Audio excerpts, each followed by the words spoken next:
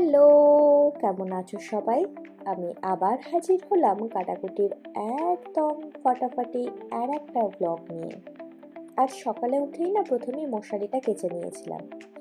এই মশারিটা কিনেছিলাম আমি যখন দিল্লিতে থাকতাম।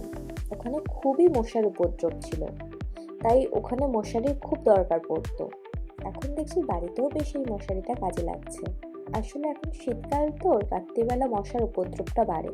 গরমকালে ফ্যান চলে বলে এই উপদ্রবটা খুব একটা হয় না। মশারিটা কাচতে গেলে ভীষণ ঝামেলা হয়, আর এই মশারিটা ভীষণ পাতলাও, একটু খোঁচা লাগলেই ছিঁড়ে যায়। তবুও এতেই কাজ চালিয়ে নেওয়া যাচ্ছে আর কি। এইসব করতে গিয়ে দেখি মা রান্নাঘরে খাসির মাংস বসিয়েছে, আর এইটা দেখলেই আমার মন ভীষণ ভালো হয়ে যায়, কারণ আমার মা ভীষণ ভালো খাসির মাংস রান্না করে।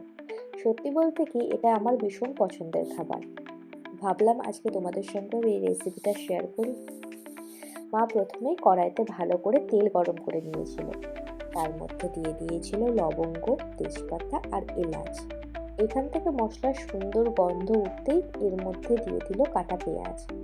পেঁয়াজটা ভালো করে ভাজার পর দিয়ে দিল টমেটো। এরপর একটা বাটিতে নিল আদা রসুনের পেস্ট, হলুদ গুঁড়ো, লঙ্কার গুঁড়ো, জিরের গুঁড়ো, নুন আর সামান্য চিনি। এই মশলাগুলো একসঙ্গে নিয়ে কড়াইতে দিয়ে দিল। এরপর দিল এতে সামান্য জল। এরপর একটুখানি ভালো করে কষিয়ে নিল। কষানোর পর এর মধ্যে দিয়ে দিল প্রেসার কুকারে আগে থেকে সিদ্ধ করা খাসির মাংসগুলো। এরপর এটাকে ভালো করে কষাতে হবে। ভালো করে কষানোর পর এর মধ্যে দিয়ে দিল মা পেঁপে।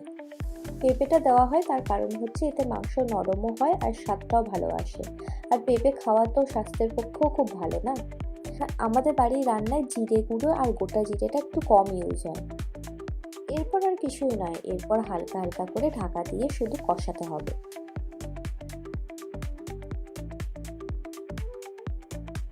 যখন মাংসটা ভালো করে কষানো হয়ে যাবে তখন এর মধ্যে জল ঢেলে দিতে হবে।